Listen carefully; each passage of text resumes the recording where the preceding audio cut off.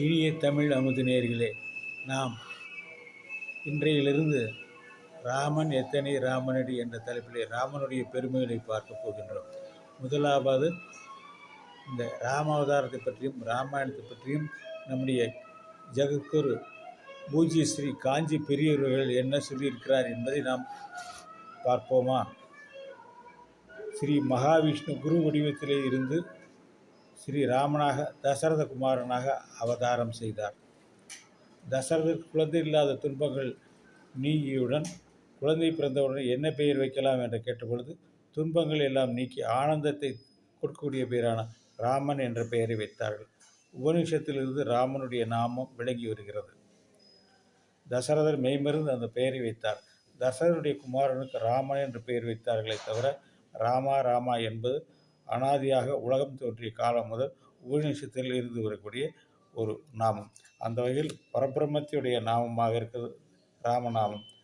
இந்த ராமநாமம் தாரக நாமம் என்று சொல்வார்கள். நம்முடைய துக்கங்களை எல்லாம் கடக்க வைக்கக்கூடியது ராமநாமம் என்றும் சொல்வார்கள்.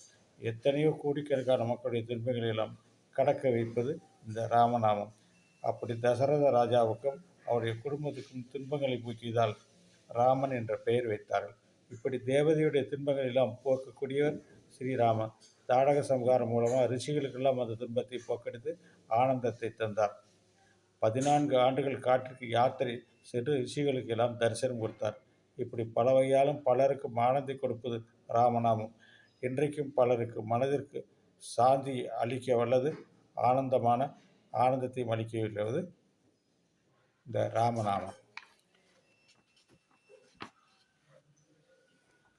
இதே ராமநாமத்தை பற்றி ராமரும் வால்மீகியும் என்ற தலைப்பிலே சுவாமி சித்பவானந்தர் சொல்கிறார்.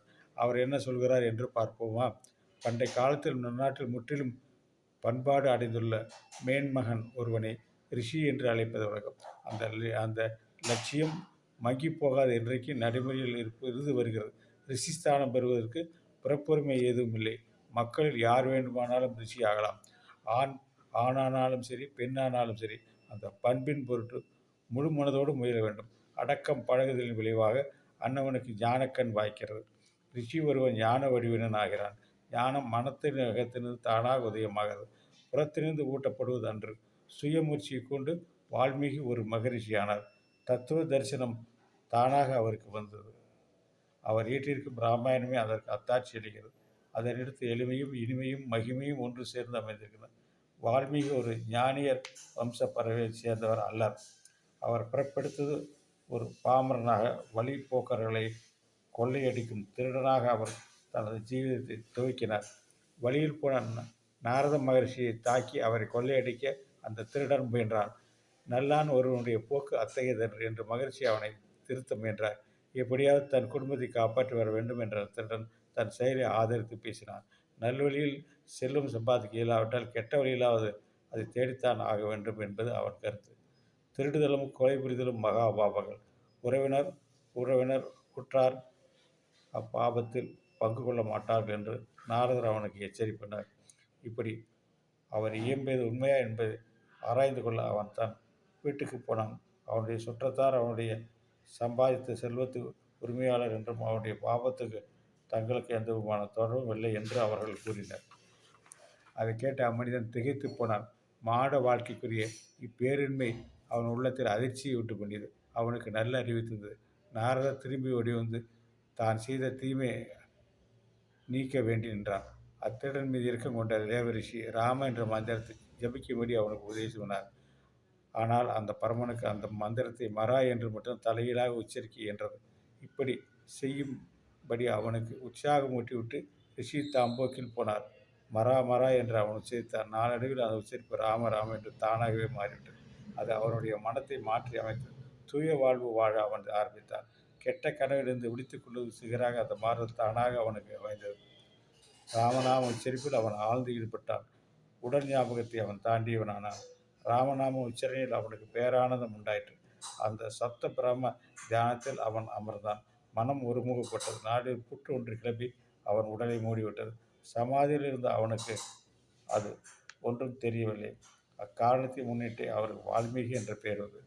புற்றுக்கண் பரிபக்குவம் அடைந்த சான்றோர் என்ற என்பது அதன் பொருள். ராம மந்திரத்தின் ஸ்தூல வடிவினால் வந்தவன் ஸ்ரீராமன். ராம என்னும் மந்திரத்தை இடைவிடாமல் உச்சரித்து வால்மீகி மகரிஷி பக்குவம் அடைந்தார். ஸ்ரீராமனுடைய பூலோக வரலாறு முழுவதும் அவர் உள்ளத்தில் உதயமாயிற்று. அப்படி உதயமானதால் ராமாயணம் என்னும் ஆதி காவியமாக அவர் அமைத்தார். அவதார மூர்த்தி ஒருவர் உலகத்தில் தோன்றும்பொழுது அவருடைய வரலாற்றை குறிக்கும் மகரிஷி ஒருவரும் இதே காலத்தில் தோன்றியுள்ளார். அக்கோட்பாடு ஸ்ரீராமனுடைய பூலோக லீலை குறித்து வைத்த வால்மீகி மகரிஷி சொன்னார். நூலாசிரியரும் கதாநாயகனுமாய் இருவரும் தெய்வீகம் நிறைந்த மூர்த்திகள். அதை முன்னிட்டு ராமாயணம் தெய்வீகம் நிறைந்த இதிகாசமாக ஆகிறது என்று இவ்வாறு சொன்னவர். முதலில் சொன்னவர் காஞ்சி பெரியவர், அடுத்து சொன்னவர் சுவாமி சித்பவானந்தர் என்பவர். எனவே இந்த மகான்களெல்லாம் கூறியவற்றை நாம் கேட்டுக்கொண்டிருக்கிறோம். அதே மாதிரி சுவாமி விவேகானந்தர் என்ன சொன்னார் என்பதையும் பார்ப்போம். நீங்கள் உண்மையிலேயே என் குழந்தைகள் ஆனால் எதற்குமே அஞ்சி நின்றுவிட மாட்டீர்கள். நீங்கள் சிங்கக்குட்டிகளை போக திகழ்வீர்கள். ஒரு லட்சியத்துடன் தைரியமாக துணிச்சலுடன் முறையான வழியில் முன்னேற்ற பாதையில் செல்லுங்கள். நாம் அனைவரும் இறைவனுடைய பிள்ளைகள். எதையும் சாதிக்கக்கூடிய ஆற்றல் நமக்கு உண்டு. என் மகனே, நீ மனிதனாக பிறந்திருக்கிறாய். நீ வாழ்ந்து மறந்ததற்கு பின்னால் உன் அழியாத அறிகுறி எதையாவது விட்டு செல் என்று சொல்கிறார் சுவாமி விவேகானந்தர்.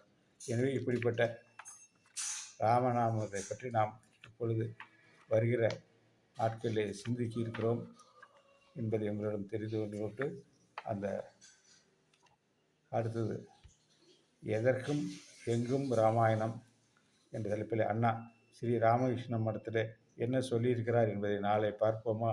நன்றி, வணக்கம்.